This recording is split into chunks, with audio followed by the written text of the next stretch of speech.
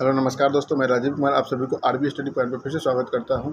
चलिए आज हम देखेंगे बिहार के भूगोल का जो कि ऑब्जेक्टिव क्वेश्चन है। आगे हम इसी क्रम में संपूर्ण बिहार के भूगोल के बारे में ऑब्जेक्टिव क्वेश्चन का प्रयास करेंगे यहाँ पे। तो चलिए शुरू करते हैं परीक्षा उपयोगी महत्वपूर्ण प्रश्नों को, जो कि बिहार के क्या है, तो बिहार की भौतिक स्थिति के बारे में आज हम बात करने वाले हैं। तो बिहार का विस्तार है, तो बिहार का विस्तार किस अक्षांश से लेकर किस अक्षांश तक है और किस देशांतर रेखा से किस देशांतर रेखा के बीच है।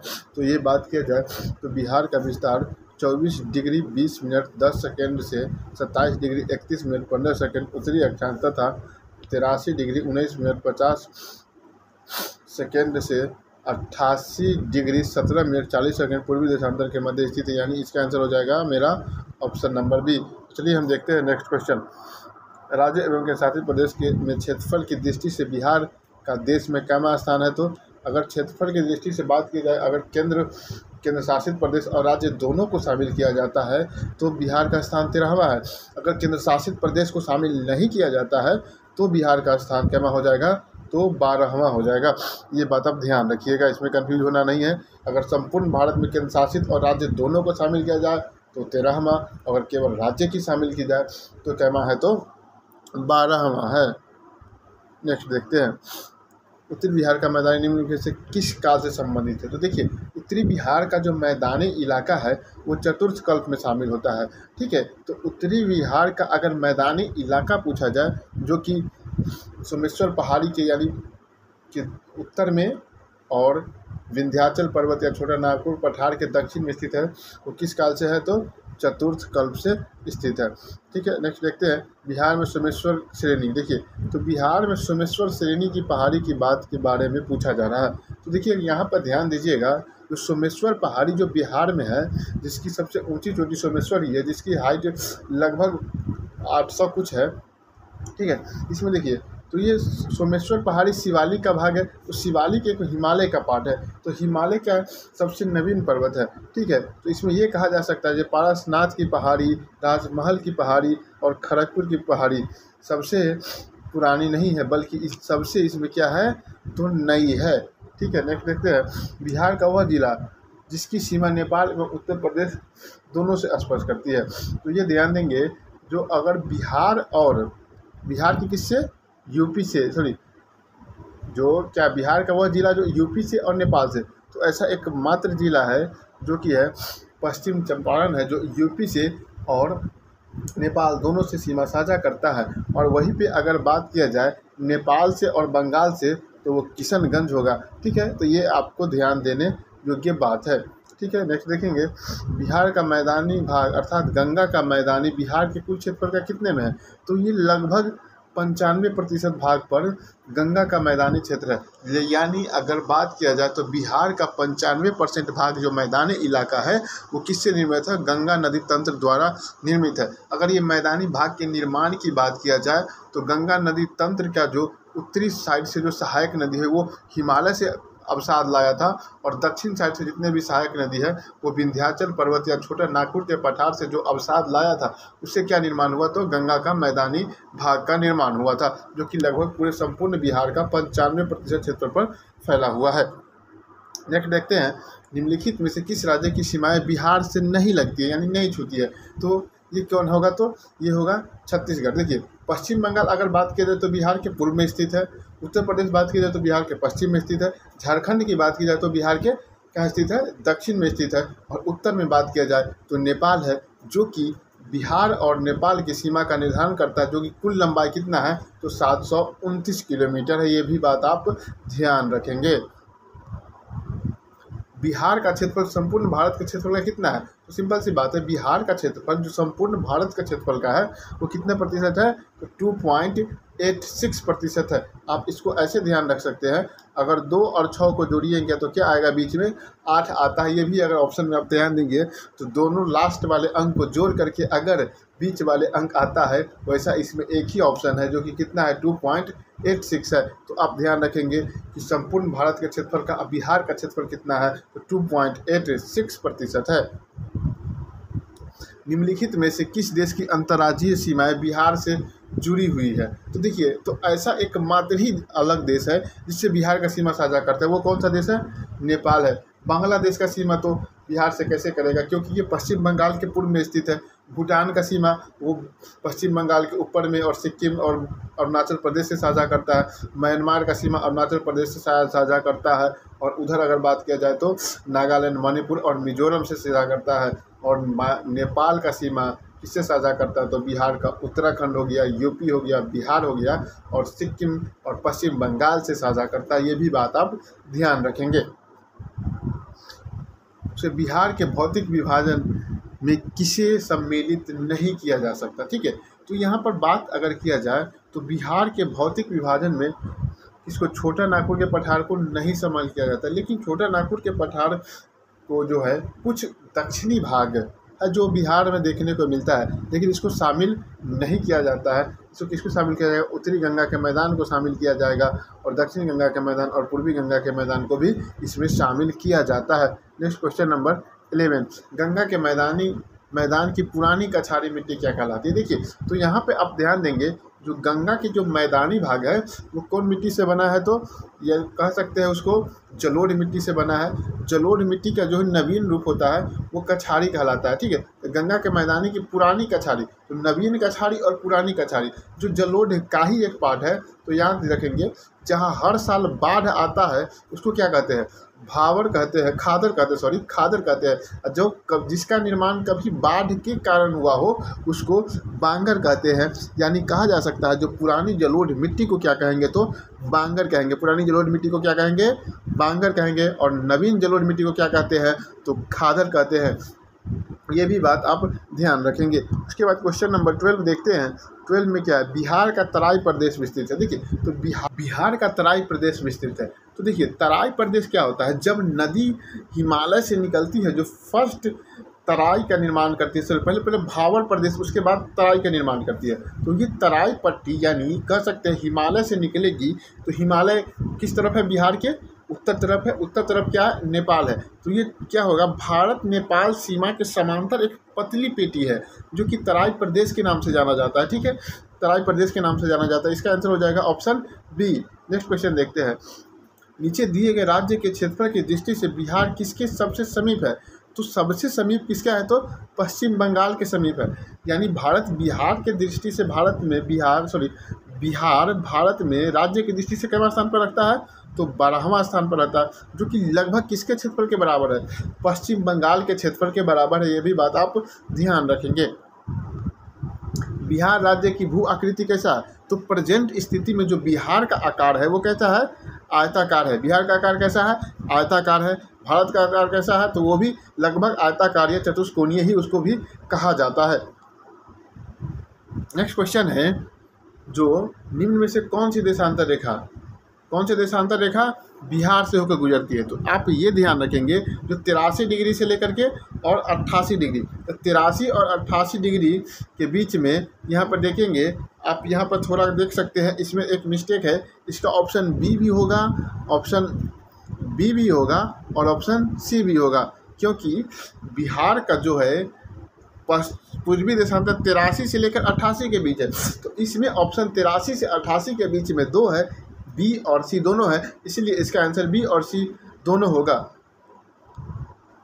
बिहार विस्तृत है। देखिए, तो बिहार विस्तृत कहाँ है? तो आपको देखिए, कर्क रेखा के उत्तर में, कर्क रेखा के दक्षिण में, कर्क रेखा के उत्तर एवं दक्षिण दोनों में, कर्क रेखा के पूर्व में। देखिए, तो बिहार जो राज्य है वो कर्क रेखा के किधर है? तो उत्तर में, क्योंकि कर्क रेखा किससे गुजरती है? गुजरात, राजस्थान, मध्य प्रदेश, छत्तीसगढ़, झारखंड और पश्चिम बंगाल। लेकिन देखिए, इससे ऊपर कौन है? तो बिहार है। लेकिन ऊपर है तो यानी बिहार किधर होगा? तो उत्तर में होगा। उधर त्रिपुरा, मणिपुर से गुजरता है। टोटल 8 राज्य से कर्क रेखा गुजरता है। ये भी बात आप ध्यान रखेंगे। तो इसका आंसर हो जाएगा कर्क रेखा से उत्तर में बिहार स्थित है।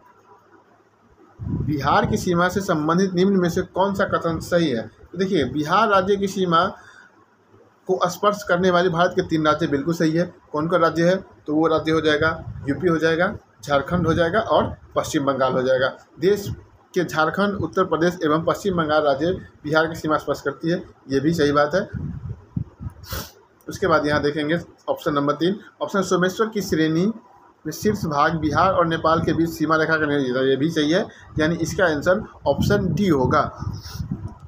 बिहार का वह जिला जो पश्चिमी बंगाल एवं झारखंड दोनों को स्पर्श करते हैं। सिंपल सी बात है, अगर पश्चिम बिहार का अगर आप मैप रख देखिएगा, सबसे पहले अगर आप किसी भी देश के या राज्य के अगर आप ज्योग्राफी का अध्ययन करते हैं तो उसमें आपको मैप का नॉलेज होना चाहिए। अगर आपके पास मैप का नॉलेज नहीं है तो इसे याद करने में आपको कठिनाई होगी।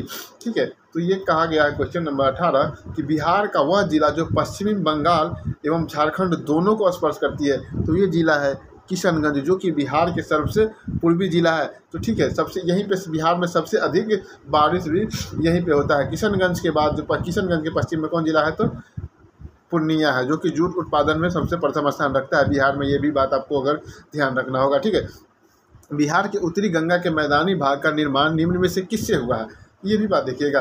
बिहार में उत्तरी गंगा के मैदानी भाग, तो उत्तरी गंगा से देखिए आपको ये बात ध्यान रखना जो उत्तरी गंगा में उत्तर की तरफ से कौन कौन नदी बिहार में मिलती है। देखिए सोन और कोसी, देखिए तो ये मिलती है दक्षिण से, तो ये तो मेरा आंसर नहीं होगा।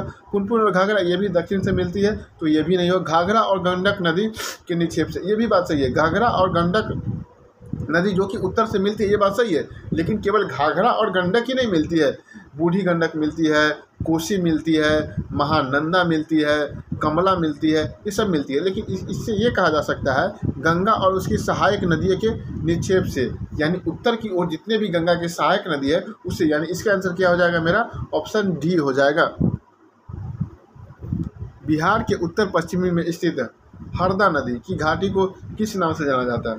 देखिए तो हरदा नदी की जो घाटी है उसको दून घाटी के नाम से जाना जाता है। ठीक है, हरदा नदी की घाटी को किस नाम से जाना जाता है, तो दून घाटी के नाम से जाना जाता है। ये बात आप ध्यान रखेंगे।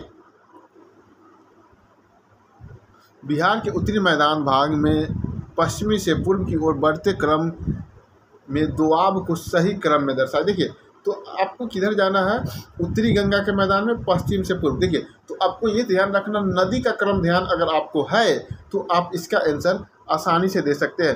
ठीक है, तो नदी का क्रम देखिए, तो बिहार में सबसे पश्चिम साइड से घाघरा मिलती है, बिल्कुल सही बात है। उसके बाद गंडक मिलती है, ये भी सही बात है।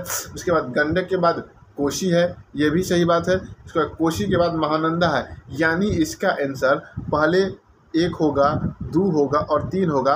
1 2 3 यानी ए ऑप्शन ए में देखने को मिलता है, तो ये आपका आंसर ए हो जाएगा। अगर आप देखिए आपको यहाँ पर सबसे पहले बात देखिए, अगर आप मैप का नॉलेज आपके पास है तो इसको याद करना कोई बड़ी बात नहीं है, आप आसानी से इसको याद कर सकते हैं। देखिए मैप में अगर आप नदी देखेंगे तो सबसे पहले घाघरा है, उसके बाद गंडक है, बूढ़ी गंडक है, उसके बाद बागमती है, कमला है, कोसी है, उसके बाद क्या है, महानंदा है। तो इस क्रम में आप आसानी से इसको सजा करके इसका आंसर आप दे सकते हैं।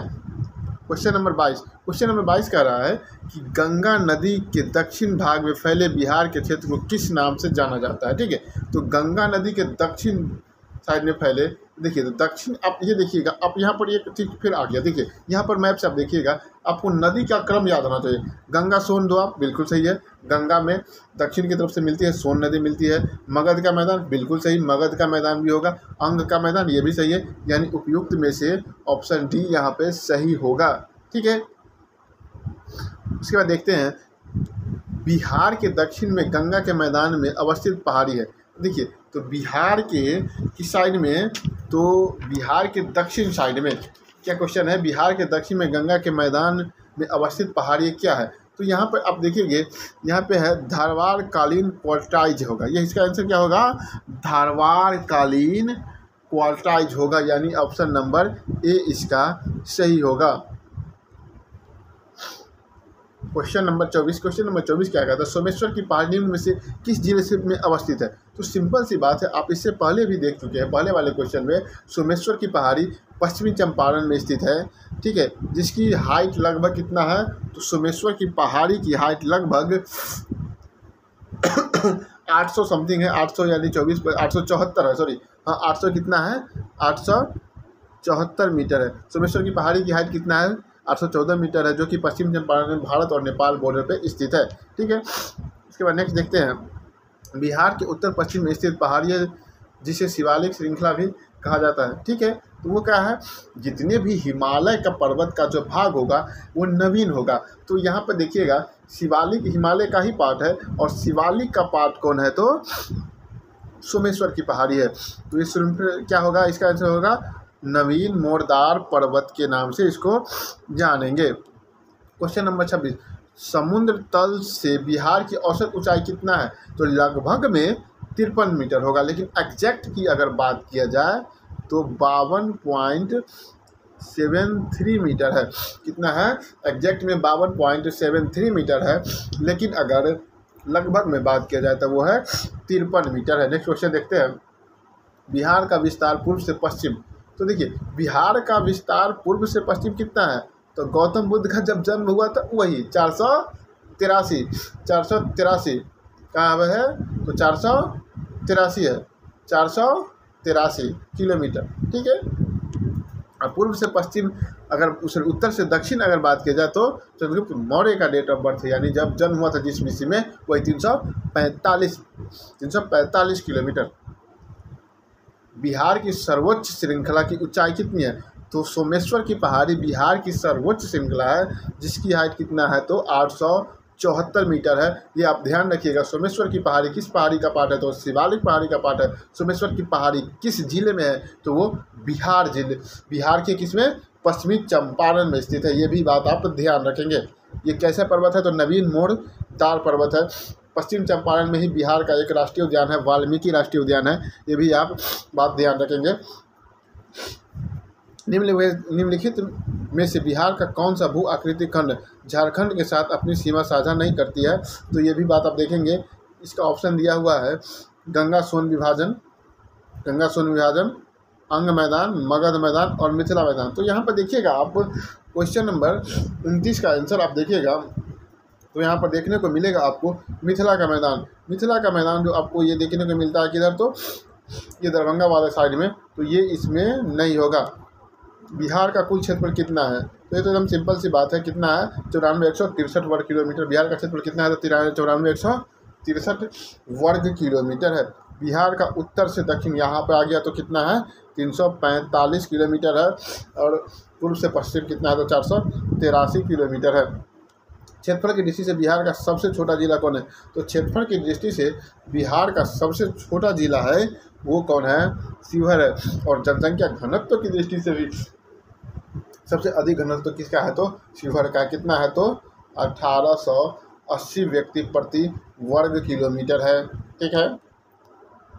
बिहार का वह जिला जिसकी सीमा नेपाल एवं पश्चिम बंगाल दोनों से लगती है, तो ये कौन सा है, ये किशनगंज है। जो कि बिहार में सबसे अधिक वर्षा कहाँ होता है, तो किशनगंज में होता है। बिहार का सबसे पूर्वी जिला कौन है, तो किशनगंज है। चाय उत्पादन के लिए बिहार का कौन जिला फेमस है, तो वो भी कौन होगा, किशनगंज ही होगा।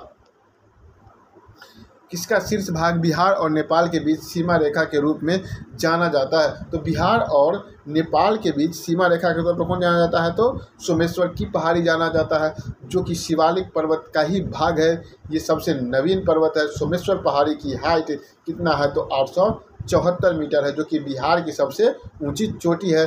कहाँ स्थित है, तो ये पश्चिमी चंपारण में स्थित है। बिहार में दियारा भूमि कहा जाता है। देखिए तो दियारा भूमि आखिरकार बिहार में कहा किसको जाता है, तो जो गंगा से पूरब ऊंचा टीला जो क्षेत्र होता है उसको क्या कहा जाता है, तो दियारा भूमि कहा जाता है। दियारा भूमि बिहार में किसको कहा जाएगा, तो गंगा से पूरब ऊंचा टीला होगा उस क्षेत्र को क्या कहा जाएगा, ऊंचा टीला क्षेत्र को क्या कहा जाएगा, दियारा भूमि। आप मेरे साथ साथ बोलेंगे, बिहार में दियारा भूमि कहा जाता है किसको, गंगा से पूर्व ऊंचा टीला को क्या कहा जाता है, दियारा भूमि के नाम से जाना जाता है। ये क्वेश्चन नंबर 35 का आंसर हो जाएगा, ऑप्शन नंबर ए।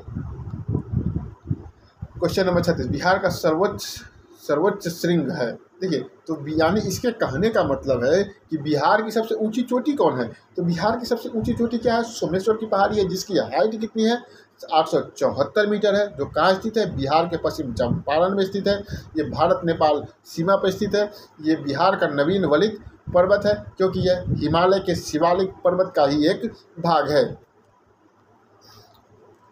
निम्नलिखित में गंगा के मैदान को किस रूप में वर्णित किया गया है, तो देखिए तो गंगा के मैदान को किस रूप में वर्णित किया गया है, इसको आप याद रखेंगे। इसका आंसर होगा तो नंबर ऑप्शन नंबर सी जियो सिंक्लाइन होगा।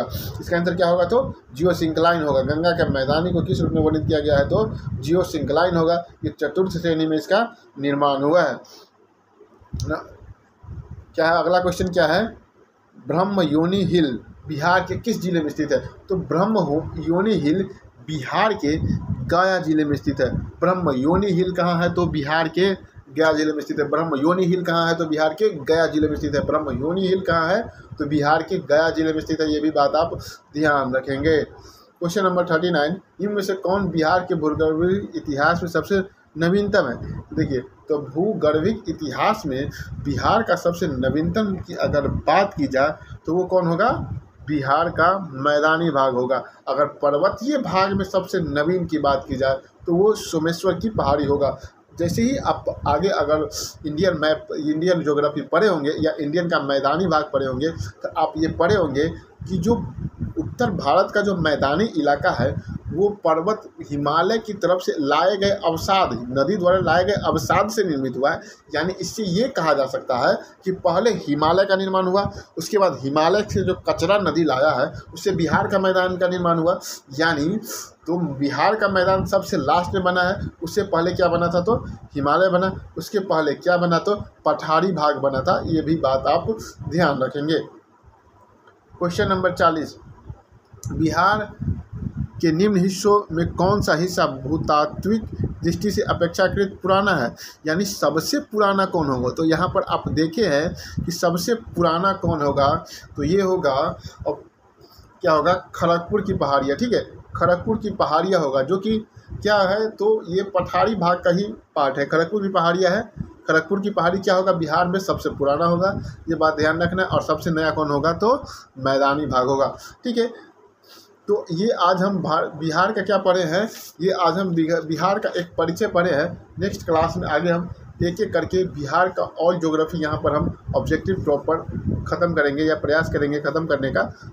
अगर पर डे एक एक चैप्टर पढ़ते हैं तो ज़्यादा से ज़्यादा 10 से 12 दिन में यहाँ पर बिहार की ज्योग्राफी को ख़त्म किया जा सकता है। अगर आप लोग सपोर्ट करते हैं तो हम प्रत्येक दिन इस एक वीडियो रिकॉर्ड करके इस यूट्यूब चैनल पर हम डालेंगे। ठीक है, अगर आपको ये वीडियो अच्छा लगा हो तो एक सब्सक्राइब और लाइक करना ना भूलें। जय हिंद, जय भारत।